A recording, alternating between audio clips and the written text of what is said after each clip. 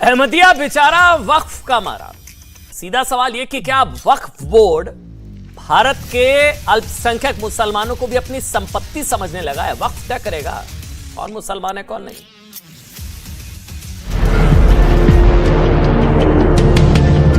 देश का कोई भी कानून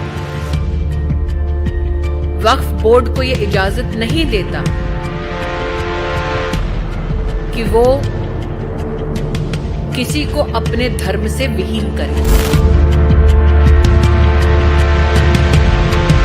वक्फ बोर्ड का न तो कोई इसमें दखल होना चाहिए, ना उनको कोई अधिकार है, ना अधिकृत है।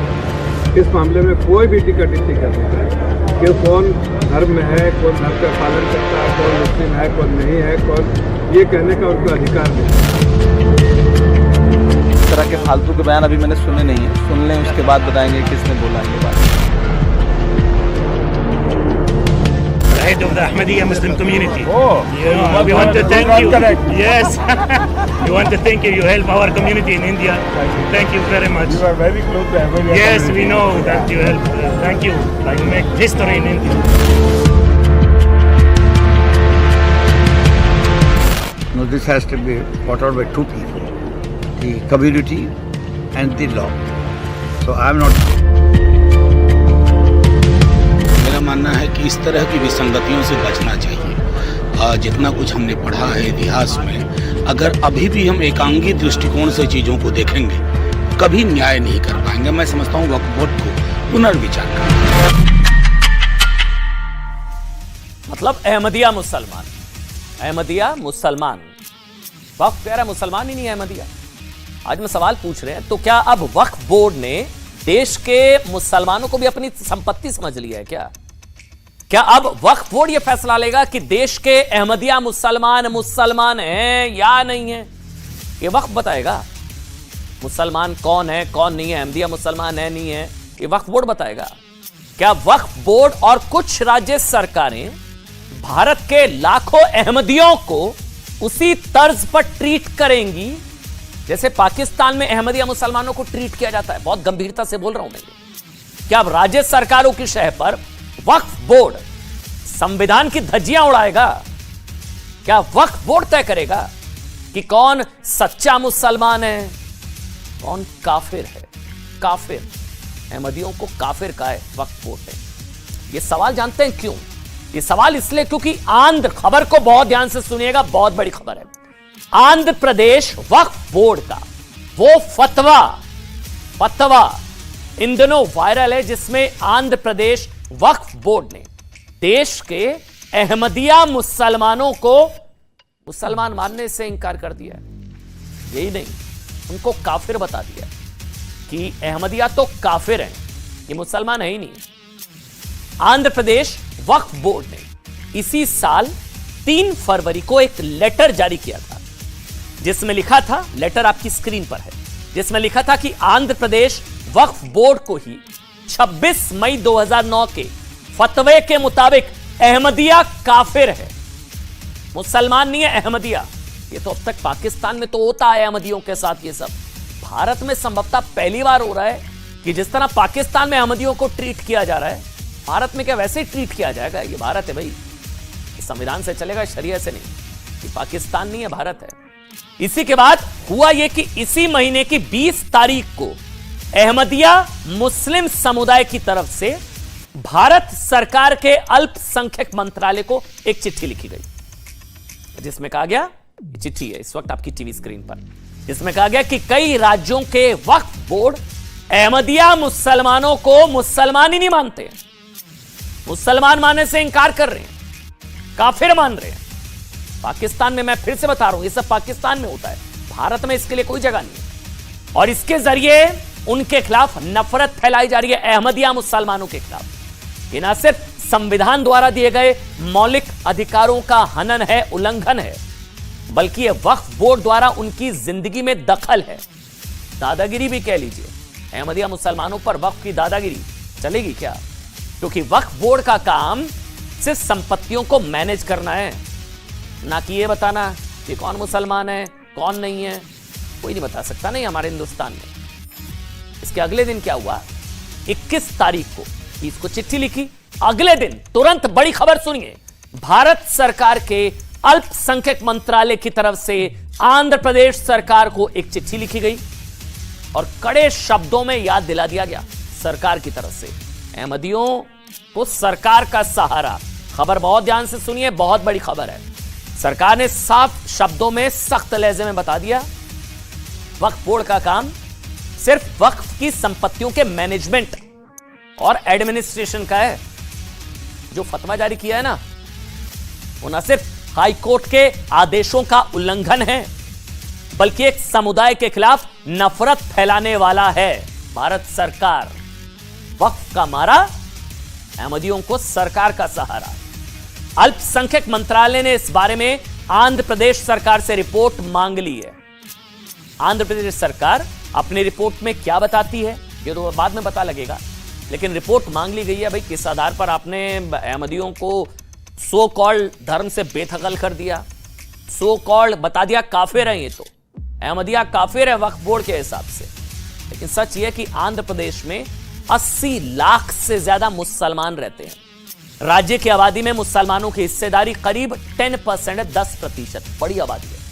मुसलमान आंध्र प्रदेश का दूसरा सबसे बड़ा समुदाय है, दूसरा सबसे बड़ा समुदाय। आप ये भी कह सकते हैं माइनॉरिटी, मतलब दूसरी सबसे बड़ी माइनॉरिटी। और मुसलमान आंध्र प्रदेश में हिंदुओं के बाद दूसरी सबसे बड़ी मेजॉरिटी है। लेकिन जबकि इनमें अहमदियों की संख्या मुट्ठी भर है। इसको ऐसे समझिए, एक राज्य की दूसरी सबसे बड़ी मेजॉरिटी, दूसरी सबसे बड़ी मेजॉरिटी 10% मुसलमान, माइनॉरिटी नहीं है वहां पर। 10% के हिसाब से दूसरी सबसे बड़ी मेजॉरिटी के मन में वहां की असली माइनॉरिटी के खिलाफ नफरत भरने की कोशिश की जा रही है। एक राज्य में वहां की अहमदिया माइनॉरिटी के साथ इतना बड़ा अन्याय हो रहा है, कोई कुछ बोल ही नहीं रहा है। आप सोचिए, किसी को अल्पसंख्यकों के अधिकारों की चिंता अब नहीं सता रही है, किसी को अल्पसंख्यक अब खतरे में नजर नहीं आ रहे हैं। सोचिए ना, बात बात पर मुसलमान खतरे में है, मुसलमान खतरे में है, मुसलमान खतरे में का फर्जी रोना रोने वाले वक्फ की तरफ से अहमदिया मुसलमानों के साथ हो रहे इतने बड़े अन्याय पर किस बिल में जाकर छिपे हैं ना, ढूंढना मुश्किल है। हालांकि सरकार ने संज्ञान लिया है और वक्फ को सख्त संदेश दे दिया है कि आपका काम ये सब नहीं है। लेकिन यह हाल सिर्फ आंध्र प्रदेश का नहीं है। अहमदिया समुदाय की चिट्ठी में साफ साफ लिखा है कि कई राज्यों के वक्फ बोर्ड अहमदियों के साथ ऐसा ही सुलूक कर रहे हैं, उन्हें काफिर बुला रहे हैं, उनका हक छीन रहे हैं। पाकिस्तान से भी तुलना हो रही है। दरअसल हुआ यह है, जिसका बार बार मैं जिक्र कर रहा हूं, देश भर में संपत्तियों पर अपना अधिकार जताने वाला वक्फ बोर्ड अहमदिया मुसलमानों को अपनी संपत्ति की तरह ट्रीट क्यों कर रहा है, और उसकी इतनी हिम्मत कैसे हुई आप सोचिए। वो बताएगा कौन मुसलमान है कौन नहीं है, क्या काम है वक्फ बोर्ड का भाई, ये हम आपको बताएंगे। लेकिन इस खबर पर भारत की अल्पसंख्यक मामलों की मंत्री स्मृति ईरानी ने कड़ा एतराज जाहिर किया और कहा कि कोई भी कानून वक्फ बोर्ड को यह अधिकार नहीं देता है कि वे किसी को उनके धर्म से बेदखल कर दे। मैं अल्पसंख्यक मंत्री के नाते यह स्पष्ट कर देना चाहती हूं, देश का कोई भी कानून वक्फ बोर्ड को यह इजाजत नहीं देता कि वो किसी को अपने धर्म से विहीन करे। इस संबंध में यह भी स्पष्ट करना चाहती हूं कि सरकार से गुजारिश की है कि वो संबंधित वक्फ बोर्ड के संदर्भ में कार्रवाई करके हमें सूचित करें। No, this has to be fought out by two people, the community and the law. So I am not aware, but since you have said it, for my mind, I will not try to indulge in their personal law, but either the community, Muslim community, or the legal. देखिए, सवाल जानते हैं क्या है? सवाल ये कि Muslim community अहमदियों को अपनी कम्युनिटी का सदस्य मानती ही नहीं, वो इसका हल कैसे करेगी आप सोचिए ना। आंध्र प्रदेश वक्फ बोर्ड ने जो किया है काफिर बता दिया, अहमदिया मुसलमान काफिर हो गए। जो वक्फ बोर्ड मुसलमानों के लिए ही काफिर जैसे शब्दों का इस्तेमाल करता है, उससे इसके हल की उम्मीद की जा सकती है क्या? आप तय करिए। काफिर, इस्लाम में काफिर किसे कहते हैं? काफिर उसे कहते हैं जो इस्लाम में यकीन नहीं रखता। कुछ कट्टरपंथी तो दुनिया के हर उस शख्स को काफिर मानते हैं जो मुसलमान नहीं है। उनके लिए हिंदू भी काफिर है, सारे जो गैर इस्लाम में, जो इस्लाम में विश्वास नहीं रखते, जो गैर इस्लामिक, वो सारे काफिर हैं। यानी कि इस्लाम के अलावा किसी भी धर्म और आस्था में यकीन रखने वाला इन कट्टरपंथियों के लिए कौन होता है? काफिर। अब अहमदिया मुसलमानों को ही काफिर बता रहा है वक्फ बोर्ड। पाकिस्तान इसका सबसे बड़ा उदाहरण है। सुनिएगा, जहां 1974 में पाकिस्तान की सरकार ने एक आदेश पारित करके ऐलान किया था कि अहमदिया मुसलमान नहीं हैं। मैं बार बार कह रहा हूं, भारत पाकिस्तान नहीं है ना। फिर जिनको अहमदिया जो मुसलमान नहीं मानते उनको पाकिस्तान में उनकी जगह, वो पाकिस्तान में अहमदियों को मुसलमान नहीं माना जाता।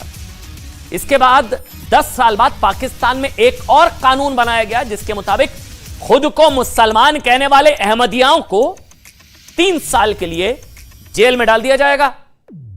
जबकि पाकिस्तान में 40 लाख से ज्यादा अहमदिया रहते हैं, अहमदिया मुसलमान रहते हैं, लेकिन वहां उन्हें दूसरे दर्जे का नागरिक माना जाता है।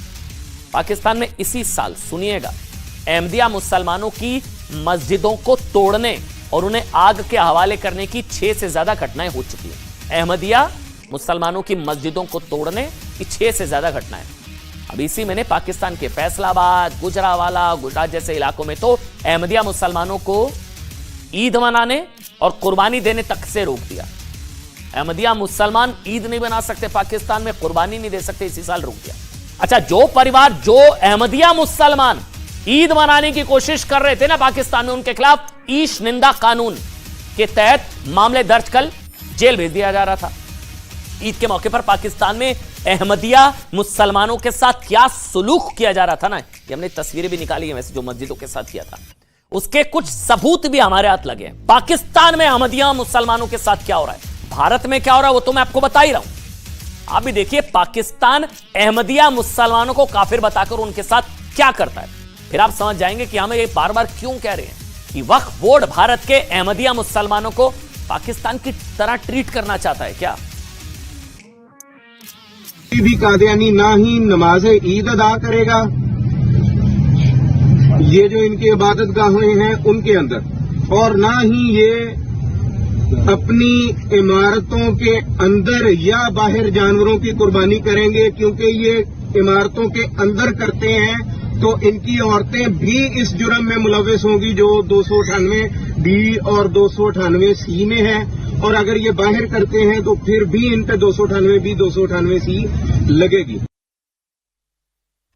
देखिए, भारत के अहमदिया मुसलमानों के खिलाफ आंध्र प्रदेश वक्फ बोर्ड के फरमान को पढ़कर आप आसानी से अंदाजा लगा सकते हैं उसे इसकी प्रेरणा कहां से मिली होगी। सोचिए ना, अब इसे इत्तेफाक ही कहिए। इसी साल 3 फरवरी को पाकिस्तान के कराची में अहमदिया मुसलमानों की मस्जिद तोड़ने की खबर आई। फरवरी में, ठीक उसी दिन भारत में वक्फ बोर्ड ने अहमदिया मुसलमानों को मुसलमान ना मानने का फरमान जारी कर दिया। अब ये कोइंसिडेंस इतना बड़ा हो सकता है हमें नहीं पता। ये दोनों तस्वीरें 3 फरवरी की, एक जो मस्जिद तोड़ी गई अहमदिया, और उसी दिन आंध्र प्रदेश वक्फ बोर्ड ने बता दिया ये अहमदिया मुसलमान ही नहीं है जी, ये तो काफिर है। पाकिस्तान, भारत, 2 तस्वीरें। अब कोइंसिडेंस हो सकता है हमें नहीं पता, लेकिन इतना बड़ा संयोग होता है कि आप तय करिए। या भारत में बैठे कुछ कट्टरपंथी ये कोशिश कर रहे थे कि जैसा सलूक पाकिस्तान में अहमदियों के साथ हो रहा है वैसा ही भारत में भी हो। वो भी तब जब भारत में अदालतें इसे पूरी तरह से खारिज कर चुकी है। सुनिएगा, 2012 में भी आंध्र प्रदेश वक्फ बोर्ड ने अहमदिया मुस्लिम समुदाय को गैर मुस्लिम करार दिया था 2012। तब यह मामला आंध्र प्रदेश हाईकोर्ट पहुंचा, हाईकोर्ट ने इस पर रोक लगा दी, हो ही नहीं सकता भाई। लेकिन इसके बावजूद उसके इस साल फिर से वक्फ बोर्ड ने इसी तरह का फरमान जारी कर दिया, हाईकोर्ट के ऑर्डर के बावजूद।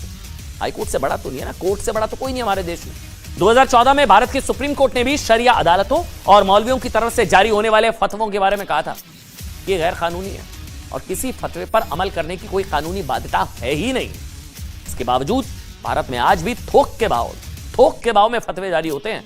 और तो और वक्फ बोर्ड, जिसका फतवों से कोई लेना देना नहीं है, जिसका काम क्या है, सिर्फ वक्फी जमीनों के मेंटेनेंस के बारे में सोचना, वक्फी जमीनों के बारे में सोचना, अब वो भी फतवे जारी कर रहा है। लेकिन वक्फ बोर्ड को याद रखना चाहिए कि भारत पाकिस्तान की तरह शरिया पर चलने वाला देश नहीं है, संविधान से चलने वाला देश है।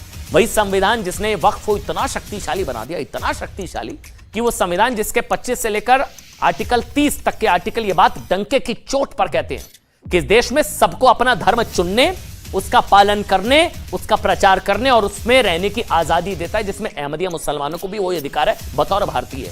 ये कोई नहीं बता सकता। लेकिन जैसे वक्फ बोर्ड कई बार उस जमीन पर भी हाथ रख देता है ना जो उसकी होती नहीं है, उसी तरह वक्फ ने वहां दखल अंदाजी करने की कोशिश की जहां पर उसका कोई अधिकार ही नहीं है। और यही वजह है कि अब इस तरह के आदेश देने वाले वक्फ बोर्ड के खिलाफ कार्रवाई की मांग उठने लगी है। वक्फ को लेकर वैसे भारत में अहमदिया मुसलमानों की संख्या कुछ 1 से लेकर 10 लाख के बीच बताई जाती है और भारत अहमदियों की अपनी जमीन है, क्योंकि 1889 में अविभाजित भारत के पंजाब में मिर्जा गुलाम अहमद ने अहमदिया आंदोलन की शुरुआत की थी। सुनिएगा बहुत ध्यान से, उन्हीं का अनुसरण करने वाले अहमदी मुसलमान कहलाते हैं, अहमदिया मुसलमान। वक्फ वालों को बुरा लग रहा होगा, मैं बार बार बोलूंगा अहमदिया मुसलमान। फर्क जानते हैं क्या है? फर्क यह है कि जहां दुनिया भर के ज्यादातर कुरान को इस्लाम की आखिरी पुस्तक और पैगंबर मोहम्मद साहब को आखिरी नबी मानते हैं, अहमदी मुसलमान कहते हैं कि ना तो कुरान इस्लाम की आखिरी पुस्तक है और ना ही पैगंबर साहब आखिरी नबी। यह फर्क है सोच का अहमदियों और दूसरे मुसलमानों के बीच। इस फर्क के अलावा अहमदी बाकी मुसलमानों की तरह ही काबा की दिशा में नमाज पढ़ते हैं, कुरान को सबसे पवित्र किताब मानते हैं, उसका अनुसरण करते हैं, सुन्ना में यकीन रखते हैं। अहमदी समुदाय का ध्येय वाक्य क्या है? सबके लिए प्रेम, किसी के लिए नफरत नहीं। अहमदिया मुसलमान हिंसा के सख्त खिलाफ है और भाईचारे के साथ रहना चाहते हैं। और आप सोचिए अहमदिया मुसलमानों को काफिर बता रहा है वक्त, आंध्र प्रदेश वक्त। इस समय अहमदिया मुसलमान दुनिया के 200 से ज्यादा देशों में मौजूद हैं, जिन्होंने इन देशों में 16,000 से ज्यादा मस्जिदों का निर्माण कर दिया। 16,000, 600 से ज्यादा स्कूल बनवाए, 30 अस्पताल चलाए जाते। इतना ही नहीं, अहमदिया मुसलमान कुरान का 70 से ज्यादा भाषाओं में अनुवाद भी कर चुके हैं। यानी कि हर तरीके से खुद को इस्लाम के लिए समर्पित करने के बावजूद उन्हें मुसलमान सिर्फ इसलिए नहीं मानते क्योंकि इनके सिर्फ कुछ विचार इस्लाम की स्थापित मान्यताओं से मेल नहीं खाते हैं। सोचने की जरूरत। उधर आपको बता दें